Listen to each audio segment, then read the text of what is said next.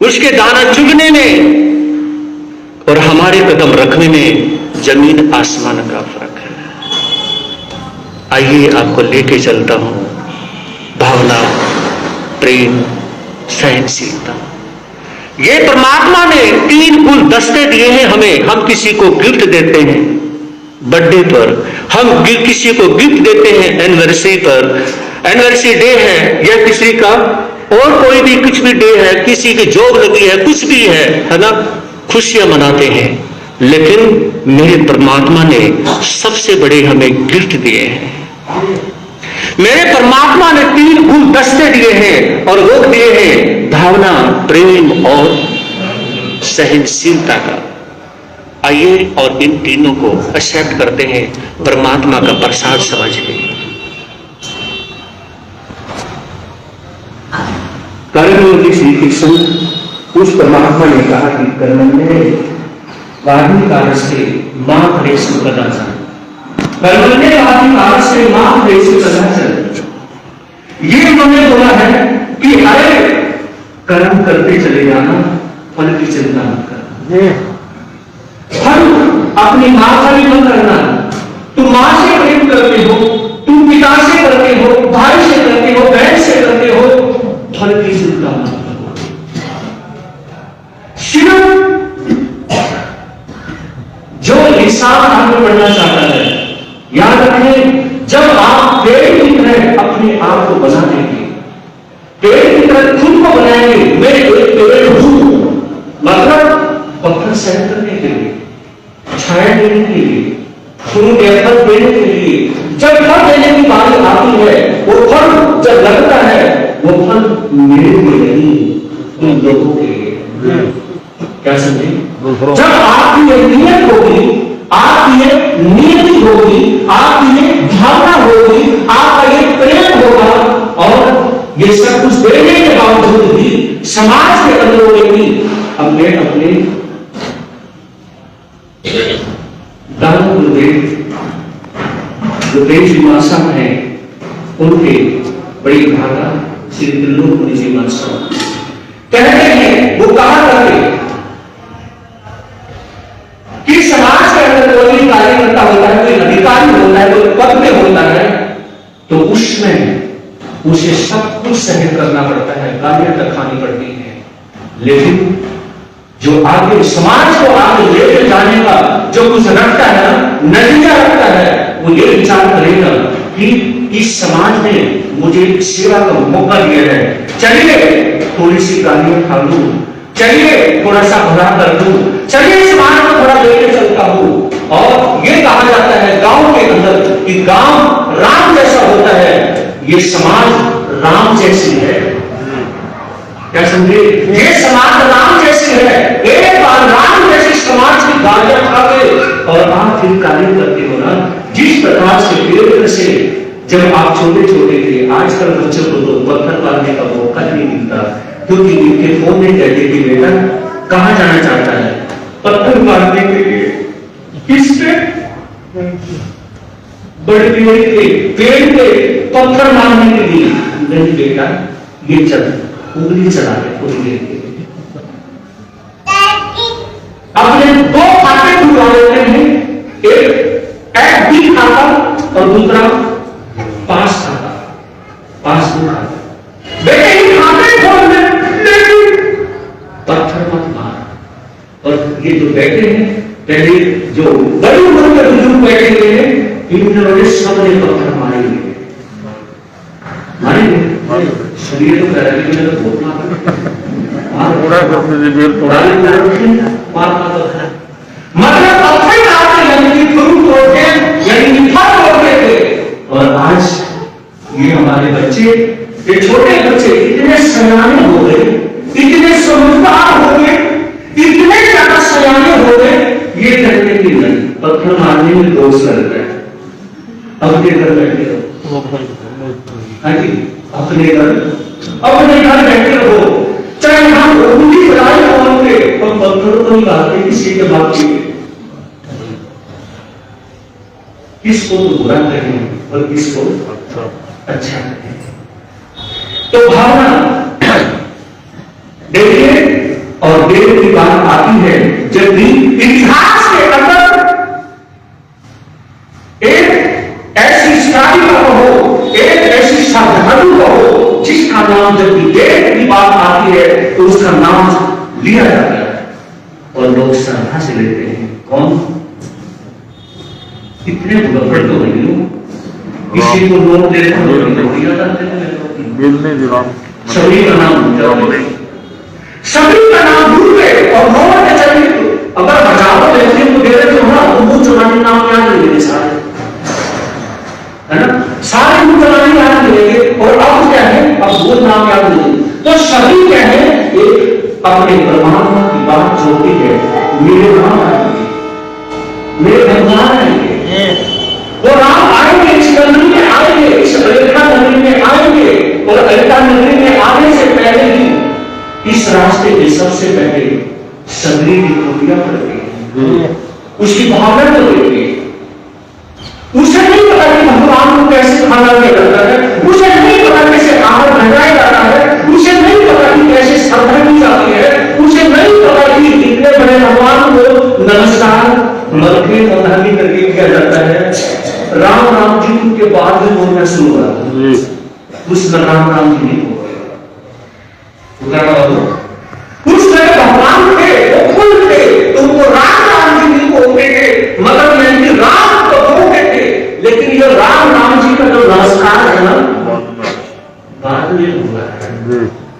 तो जब कहते राम आते हैं और वो सभी कहते अपनी परमात्मा की बात जोड़ती है, क्या मेरे परमात्मा मेरी आ जाएंगे, ये देखिए कितनी सारे घटाने वाले हैं, कोई नहीं जोड़ने में मेरे परमात्मा के रास्ते तो नहीं बदल लेंगे ना, लेकिन फिर वो अपने शंकर में झांकती है कि नहीं, मुझे अपने परमात्मा से इतना प्यार है, मुझे अपने परमात्मा से इतना प्रेम है कि मेरी भावना को मेरे परमात्मा को कहा नहीं सकते, वो छोड़ करके नहीं जा सकते, ये हकीकत है कि हो नहीं सकता। और उसमें भी क्या है, राम आते हैं और उनके दिल को स्वीकार करते हैं। इसी तरह से आहार के रूप में भगवान आदि चंदन वाला से स्वीकार करते हैं, चंदन वाले से स्वीकार करते हैं। अब यहां पर एक मैं बात पूछना चाहूंगा, जो भी हमारी श्रावक करनी है, हमारी स्टाइल है, जो जैन धर्म ले क्योंकि एक नॉलेज के आधार पर नॉलेज के आधार पर यह है कि भगवान आदि जब आहार लेने के लिए आ रहे थे, पालना करने के हेतु आ रहे थे और चंदन बाबा के पास में जैसे पहुंचते हैं तो वापिस लौट जाते हैं, ऐसा क्यों? पूरा जीवन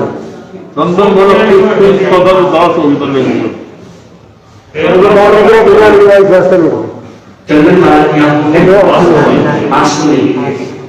भगवान हमने 13 अभिनव धारण किए थे, उसमें से एक अभिनव धारण की जो राजकुमारी होगी ना, इनकी उसकी आंखों में आंसू होंगे।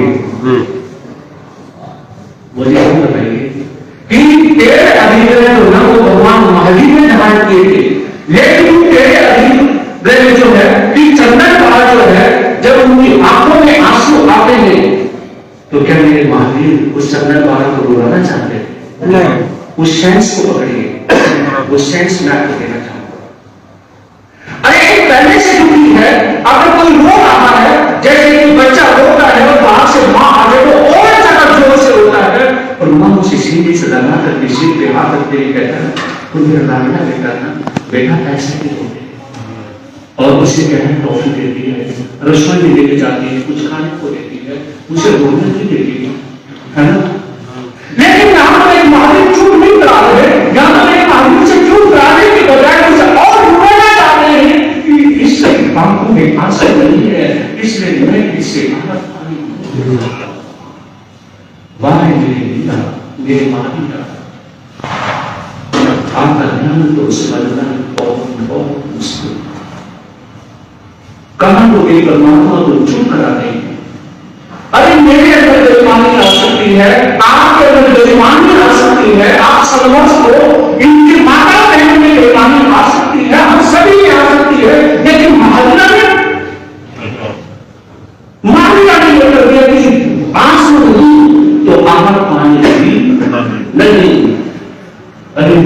महावीर कैसे कर दिया, मेरे महावीर कैसे कर दिया?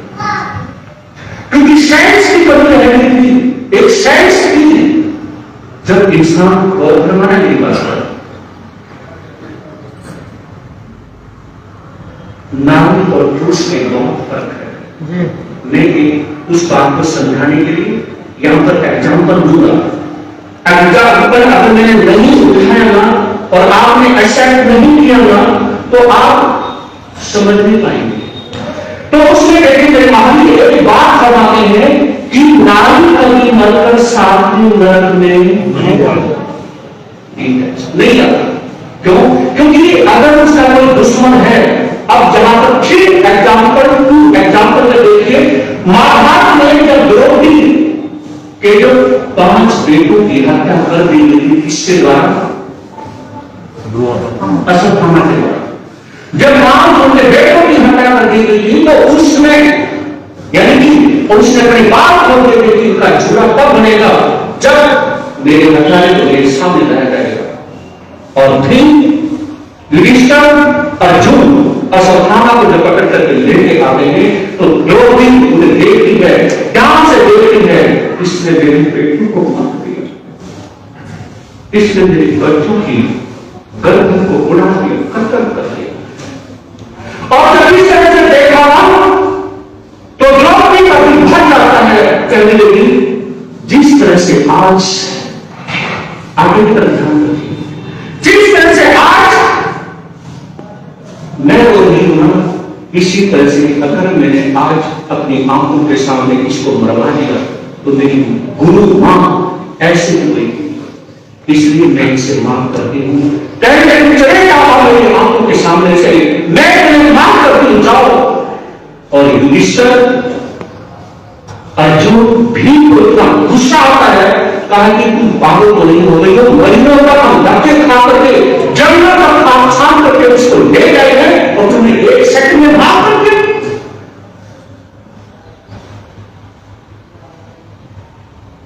करते नहीं। इतिहास में जब भी बात उठेगी ना, रोते रोते द्रौपदी बोलती है, जब इतिहास से बात उठेगी तो लोग ये कहेंगे अपने बेटों की गर्दन कटने के बाद भी द्रौपदी ने अपने बेटों के हत्यारे को माफ कर दिया।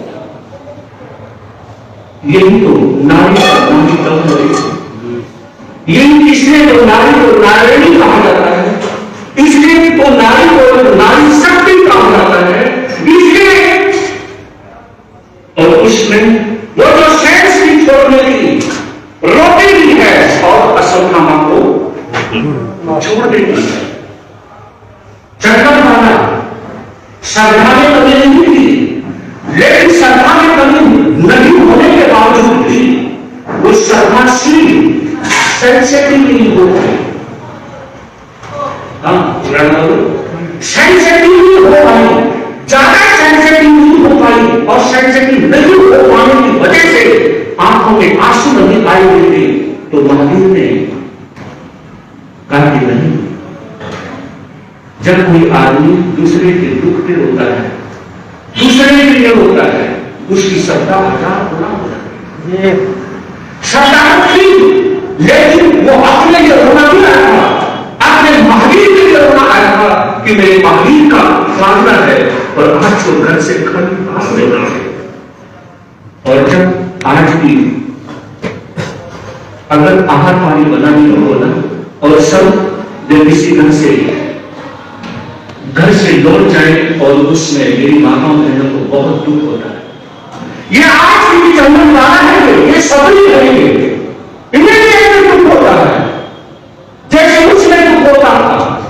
तो कहने की आवश्यकता है कि जब सेंसिटिव लिमिट क्रॉस कर गई और श्रद्धा आंखों से बाहर झरने लग गई और आंसू से दुपट्टा भी गीला हो गया, महावीर ने देखा कि अब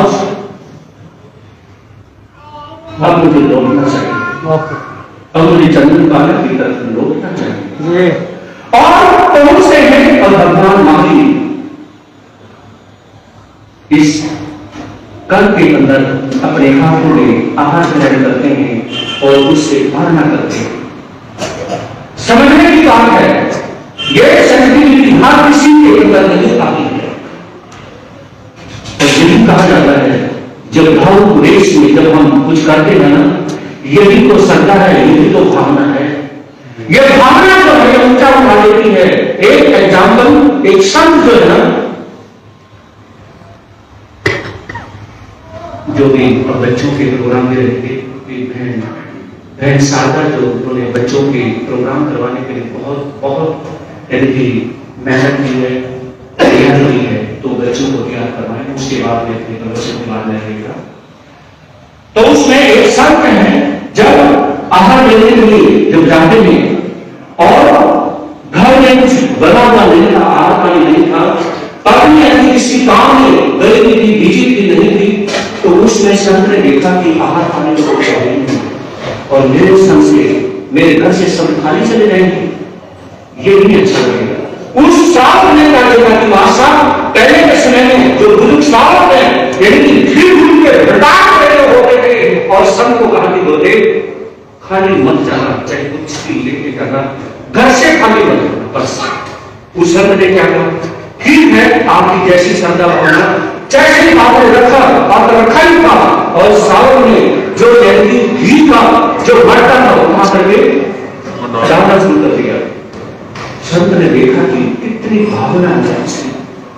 अगर ये श्रद्धा इसकी रह गई तो मैं संत हूं, ये मेरे से पहले केवल ज्ञान हो, यानी कि ये मेरा पूजनीय बन जाएगा थोड़ी सी देर में, क्यों नहीं मैं इसको अपना ही पूजनीय बना दूं। अरे बात क्या कहा, ऐसी कमाल की। देखिए किसी को ऊंचा उठाना बहुत मुश्किल है, किसी की श्रद्धा को बढ़ाना बहुत मुश्किल है।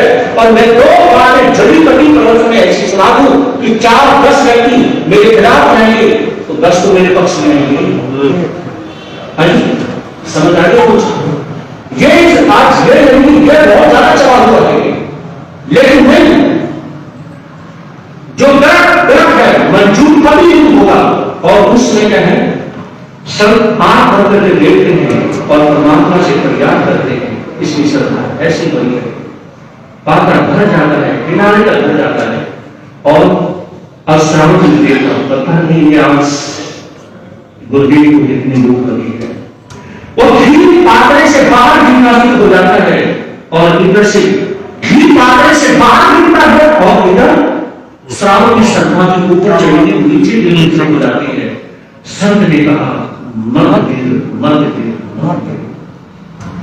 कहा कि गुरुदेव कमाल की बात है, आपके बस करके खड़े हो गए, नीचे को देखो पात्रा भर चुका है, आपके ये कहने से मत गिर से घी रुकने वाला नहीं, घी तो बाहर गिरेगा, ये भी वक्र हो। संत ने आंखें खोली और कहा कि भाई और मत करा। कहा ये तो हमें पहले भी देखना चाहिए है। कहा कि 1 मिनट की बात थी, अगर घी तो कौन सी बड़ी बात है, घी बह जाता, ये तो दुनिया भर का और प्रयास किया जा सकता है, लेकिन भाई इस जन्म तो क्या अगले 50 जन्म में ये श्रद्धा भावना तेरी किरनी आने वाली।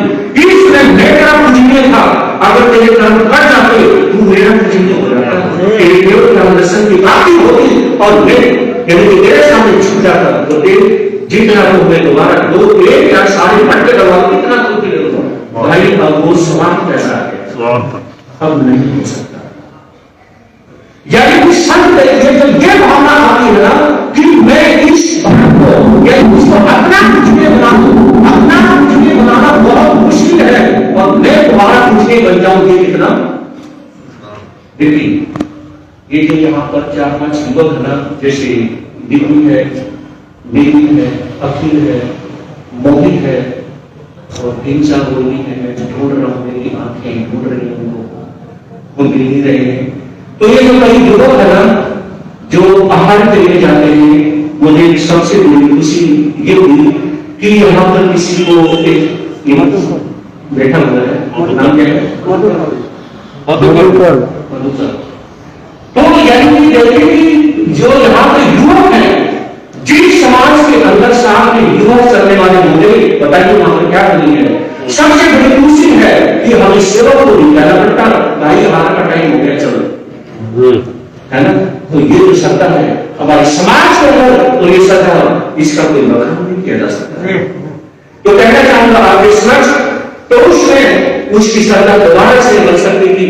और यानी कि भावना के बारे में आप लोगों ने सुना, प्रेम के बारे में सुना, आगे सुनते हैं सहनशीलता के बारे में। एक छोटी सी स्टोरी कहकर के विचार होगा और बच्चों को यानी कि भूमिका और वंशिका जो कि जिन्होंने आज यानी कि वही बोलनी है, कुछ छोटे छोटे बच्चों ने कोई भजन सॉन्ग आदि तैयार किए हैं। ये बहुत अच्छी बात है, बहुत अच्छी बात है। क्या है घर के अंदर सिर्फ मां, बेटा और एक छोटी बेटी, सिर्फ 3 सदस्य थे। बेटा था लगभग 10-11 साल का और बेटी थी यानी कि 8 साल की, 1.5-2 साल बेटी छोटी थी।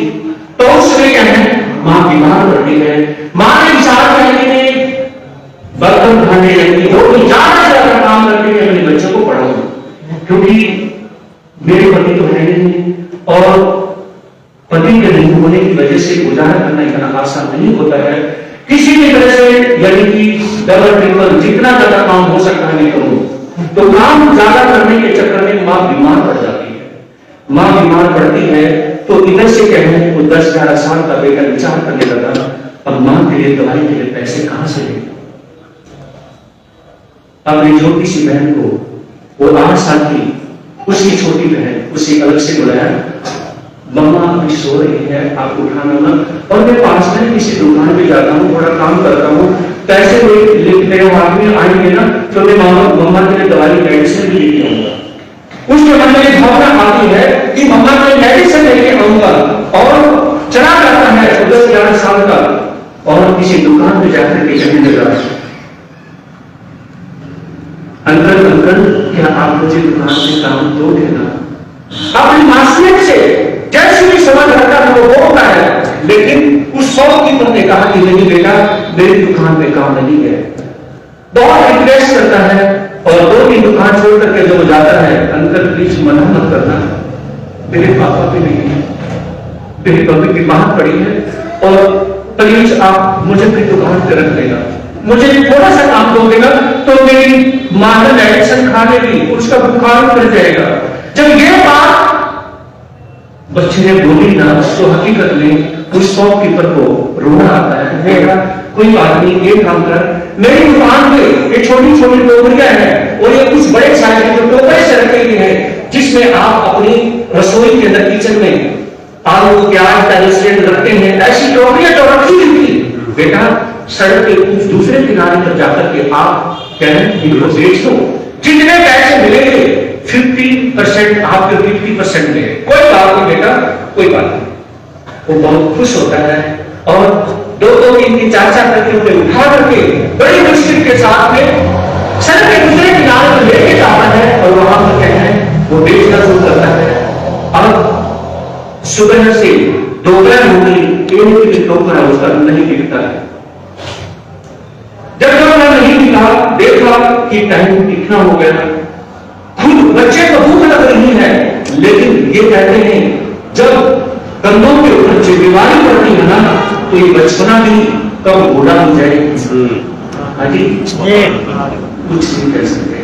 बूढ़ा कहने का मतलब समझदारी आ जाना। तो उसमें क्या है, जब जाता है वो बेटा यानी वो बेचता है, इतनी नहीं, जब नहीं मिलते हैं तो एक सेठ भी आते हैं और पास में कहेंगे बेटा मुझे उस जगह पे जाना है, क्या आप मुझे एड्रेस बता सकते हो। उस बच्चे ने कहा अंकल यही दर से आप जा सकते हैं और कोई दिक्कत नहीं है, लेकिन अंकल प्लीज आप मेरी एक बात मानोगे ना। बोलो बेटा। अंकल मेरी मम्मी बहुत बीमार है, प्लीज आप एक टोकरा खरीद लो। बेटा मुझे इसकी जरूरत नहीं, हम इसको यूज नहीं करते। तो क्या हुआ अंकल, एक तो खरीद लो ना, फिर कभी मत खरीदना, एक खरीद लो। तो उसमें क्या है, उस व्यक्ति ने जब उस बच्चे की मासूमियत को देखा ना और उसकी आवाज में वो दर्द देखा तो उसने कहा कि बेटा तू एक नहीं में 2 खरीदने के लिए तैयार था। कोई बात नहीं बेटा कोई बात नहीं।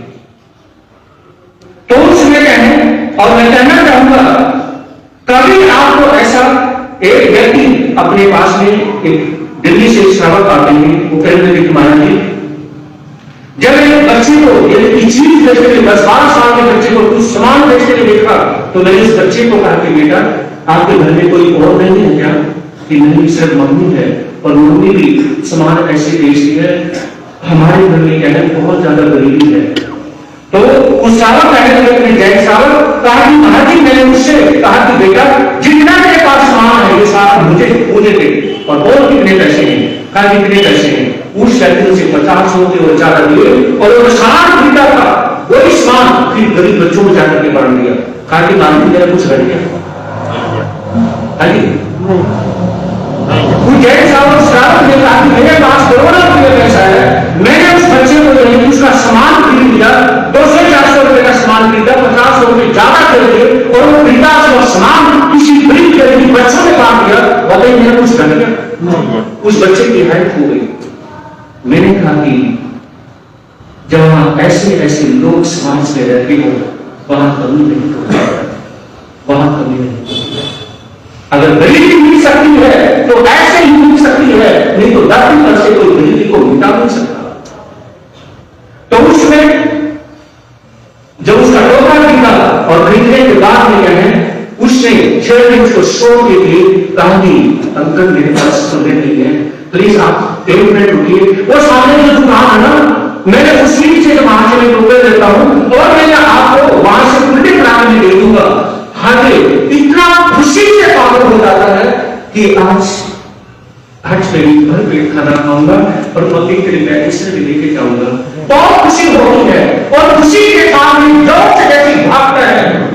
उसने ये नहीं देखा ये हाईवे है बेटा, कोई सिंगल रोड नहीं है, और एक बाइक वाला आता है उसे बस उठा ही ले जाता है।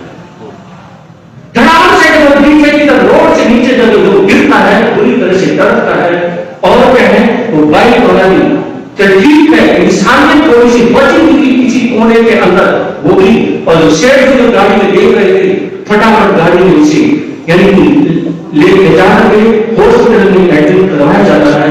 और एडमिट जब करवाने के बाद में तो उसे जब होश आता है, शेर भी वहां से जाते नहीं, कोई दिक्कत नहीं। अगर मेरे घर में दिक्कत हो जाती तो क्या होगा? शेर जी की इंसानियत हो रहती है, और जितना भी खर्चा का सारा खर्चा तुमको उठाया और उसे कहा कि बेटा, तो शेर जी कहते हैं कि सिर के हाथ में जो बेटा कहते हैं, तो यानी कि वो 10 साल का बेटा वो शेर जी का हाथ पकड़ लेता है। अंकल बेटा तो बोल दिया, खुले पैसे नहीं दे सकता क्या?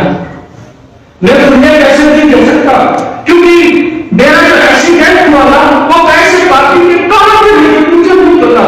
और वो बेटा रोना शुरू कर देता है। जैसे वो रोता है, जब मैंने तुझे बेटा ही बोल दिया तो खुले पैसे का चक्कर कौन सा रह गया? हाँ जी, जब मैंने तुझे बेटा ही बोल दिया तो खुले पैसे का चक्कर क्या है?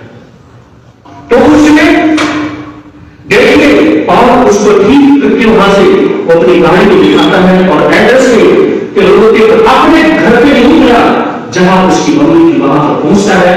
और शेर की कहने लगे हैं आज एक चीज मांगने आया हूं, मना मत कर देगा। कहा कि क्या? मैं आपसे आपका बेटा चाहता हूं, मेरे पास कोई बेटा नहीं है, मेरे पास कोई संतान नहीं है। तो उसने मां ने कहा कि देखिए मेरे पास कोई भी बच्चे नहीं, मेरे पास पति नहीं है, ये बेटी है 8 साल की, बेटा 10 साल का है। तो शेरडी कहने लगे कि सुनो, आपकी ये सारी व्यवस्था करता हूं, आप चलिए और मैं घर के अंदर आपकी व्यवस्था करता हूं, लेकिन ये जो चिराग है, ये जो दीपक है, ये जो बढ़ता चिराग है जो आपका बेटा ठीक है, या आज से मेरा ही बेटा है, और आज से मेरे बेटे के रूप में यानी कि मेरा भांजा है, और मैं इस जंगल में इसे लेके चलता हूं। धर्म के बंधु यानी कि सहनशीलता को देखिए, जब सहनशीलता आती है तो दूसरे का दुख अपना हो जाता है, और एक हमें अलग दुनिया नजर आती है। ऐसा लगता है जब हमें दुनिया को देखते हैं, बाकी एहसास होता है ये दुनिया स्वर्ग की है या इस धरती की है, पता नहीं हो सकता। ये दुनिया स्वर्ग की है या इस धरती की है, पता नहीं हो सकता। एक बार अपने दुख को छाया करके किसी दूसरे व्यक्ति के लिए जब आप करेंगे ना, और उसके मुंह से जो बख्शीश मिलती है, उसके मुंह से जो आशीष मिलता है, उसके मुंह से जो दुआ मिलती है वो दुआ ऐसी चीज है कि आपके दुख को काट देगी। उस आपके दुख के सबसे बड़ी जो मेडिसिन है, जो दवा है, वो इसी गरीब व्यक्ति की दुआ है। इसलिए गरीब व्यक्ति का भला करने से कभी पीछे मत हटना। इतना ही अपने विचारों को विराम देना चाहिए।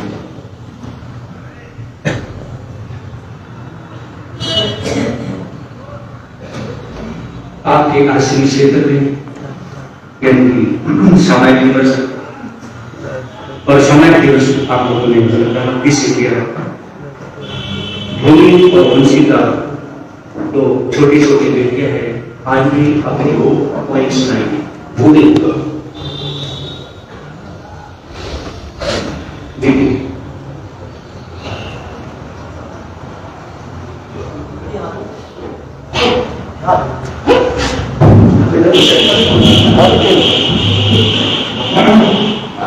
जो बच्चा आए इसको थोड़ा सा पट्टी से मार पेड़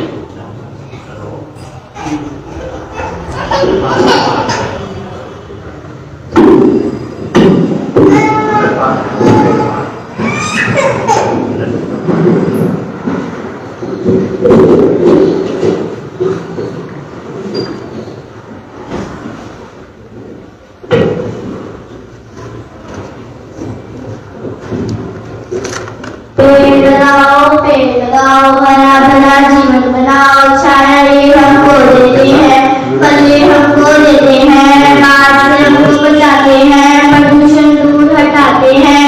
हम भी पेड़ लगाएंगे, संसार को हरा भरा बनाएंगे। बहुत ही अच्छा, बहुत अच्छी कोई की और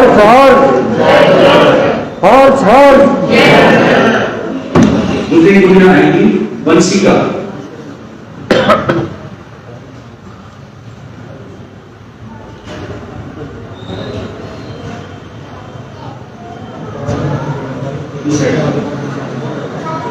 जब जब जन्म लेती है बेटी, खुशियाँ साथ लाती है बेटी, ईश्वर की सौगात है बेटी, सुबह की पहली किरण है बेटी, ध्यान से फूल सिखाती है बेटी, नए नए रिश्ते बनाती है बेटी, जिसमें जय जय लगाती है, बार बार याद आती है बेटी। बेटी के बचपन से पूछो जिनके पास नहीं है बेटी।